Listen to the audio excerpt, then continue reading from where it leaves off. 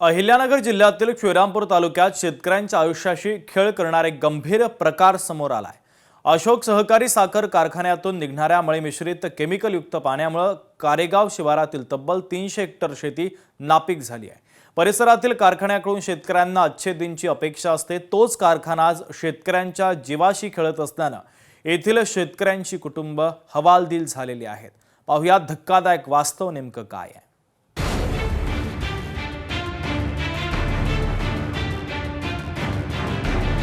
साखर कारखान्यातील मळी मिश्रित पाणी शिवारात।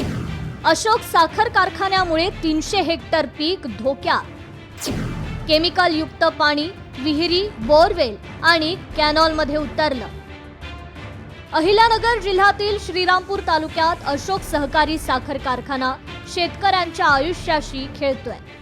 असाच एक गंभीर प्रकार समोर आलाय। कारखान्यातून निघणाऱ्या मळी मिश्रित केमिकल युक्त पाण्यामुळे कारेगाव शिवारातील तब्बल 300 हेक्टर शेती नापीक झाली आहे।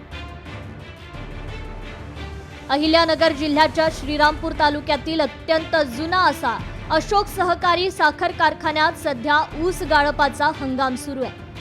मात्र साखर निर्मितीबरोबरच कारखान्यातून निघणाऱ्या मळीच्या पाण्यानं शेतकऱ्यांचं जगणं असह्य झालंय। नियमानुसार हे केमिकल युक्त पाणी प्रोसेस करून कारखान्याच्या हद्दीतच सोडणं बंधनकारक असतं, परंतु गेल्या 7 वर्षांपासून हेच मळीचं पाणी बेकायदेशीरपणाने शेतकऱ्यांच्या शेतात सोडल्याचा आरोप शेतकऱ्यांनी केलाय। कारेगाव शिवारात मळी साठवण्यासाठी तळी उभारण्यात आली। काही तळ्यांना प्लास्टिक लाइनिंग करण्यात आलं, मात्र अनेक तळ्यांमध्ये प्लास्टिक कागदच न वापरल्यामुळे मळीचं हे पाणी जमिनीत मुरून थेट विहिरी, बोरवेल आणि कॅनॉलमध्ये उतरलंय। सध्या हे आपल्या शेतामध्ये मळीचं पाणी सोडण्यात आलंय आणि त्यामुळे आपले ना 2 बोर बंद पडलेले। इथं जे आपल्या विहिरींमध्ये मासे वगैरे होते ते पण पूर्णपणे समाप्त झाले। सध्या तरी शेतामध्ये आपण ऊस वगैरे करत होतो, कारण दुसरं पीक आपल्याकडे भाजीपाले पूर्णपणे बंद झाले। कांदा वगैरे टिकवण क्षमता ही कमी होती आणि कांद्याचं टनेज पण कमी निघते, त्यामुळे आपण ऊसाकडे वळलो होतो। पण सध्या शेतामध्येच पूर्णपणे मळी घुसल्यामुळे ऊसाचं उत्पन्न सुद्धा 25 ते 30 टनापर्यंत आले एकरी। या भागात कांदा, सोयाबीन, गहू, हरभरा, कपाशी अशी पिकं मोठ्या प्रमाणावर घेतली जातात। मात्र मळीच्या पाण्यामुळे पिकांचं उत्पादन घटलंय। काही ठिकाणी पिकं पूर्णतः सडली आहेत। शेतीला जोडधंदा म्हणून दूध व्यवसाय करणारे शेतकरी देखील अडचणीत आले। जनावरं हे पाणी पित नाहीत। माणसांसाठी पिण्याचं पाणी बाहेरून विकत आणावं लागतंय। शेतकऱ्यांच्या विरोधाला न जुमानता तळी बांधण्यात आली। 30 ते 35 विहिरींमध्ये मळीचं पाणी उतरलंय। पाणी पूर्णपणे काळं झालंय। या गंभीर प्रकाराकडे प्रशासनाचं लक्ष वेधण्याचा शेतकऱ्यांनी पाठपुरावा केला, मात्र कारखाना प्रशासनाकडून कोणतीही ठोस कारवाई होत नसल्याचा आरोप शेतकऱ्यांनी केला। मी मागल्या वर्षी सुभाष बबनराव पटरे यांचं पाणी नेलं होतं। 100 स्प्रिंकलरची पाईप टाकून नेलं होतं। माझ्या कांद्याला पाणी कमी पडलं, तर त्या टायमाला पाणी कमी पडलं, कांदे आम्ही हे केलं, भरणं काढलं आणि ते 5 एकर कांदे अक्षरशः पूर्ण सोडून गेले।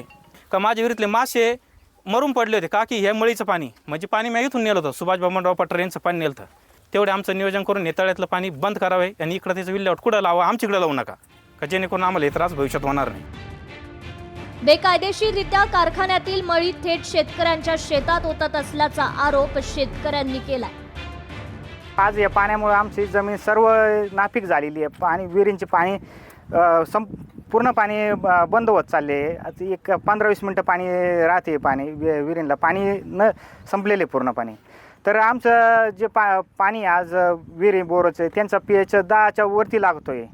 तर आम्हाला अशी मागणी आहे, तर हे पाणी जे आहे ना ते पूर्णपणे बंद झालं पाहिजे। अशोक साखर कारखाने जे मागं जे तळे केले त्या तळ्यात आधी म्हणे पेपर टाकू, आधी पेपर टाकले, ते तळे ओव्हरफ्लो झाल्यामुळं हे जे मोकळं पाणी सोडण्यात आलं आहे। इथं माझी शेती आहे 1 अर्धा किलोमीटरवर, तर त्या पाण्याचं पेज जे आहे ते 9 ते 10 झालं आहे। आणि मागच्या वर्षी माझे कांदे होते, तर जे कांदे अक्षरशः सोडून गेले। तर आमची एक मागणी आहे कारखान्याला की हे पाण्याचा बंदोबस्त विल्हेवाट चांगली लावा, नाही तर अन्यथा शेतकरी रस्त्यावर उतरून जे पुढचं जे पाऊल आहे ते उचलतील। आणि आता हे जे मळीचं पाणी येतं आहे हे खोकर, भोकर, कारेगाव, टाकळी बांध आणि मातापूर या सगळ्याच्या पाईपलाईन पाण्याच्या पाईपलाईन आहे ना, ते इथंच तळ्यामध्ये आपल्या टाकळी बांध टेल टँकनी, तर या पाण्यामुळे सगळ्या गावाचे आरोग्य धोक्यात येऊ शकतात.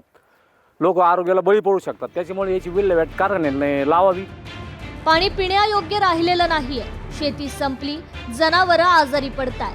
प्रशासन ऐकायला तयार नाहीये. सरकार शेतकऱ्यांच्या उत्पन्न वाढीच्या गप्पा मारते, तर दुसरीकडे कारखान्यांच्या मळीच्या पाण्यामुळे शेतकरी उद्ध्वस्त होतोय. शेतकऱ्यांची शेती, पाणी आणि आरोग्य धोक्यात घालणाऱ्या या कारखान्यावर प्रशासन कधी कारवाई करणार, असा सवाल उपस्थित होऊ लागला.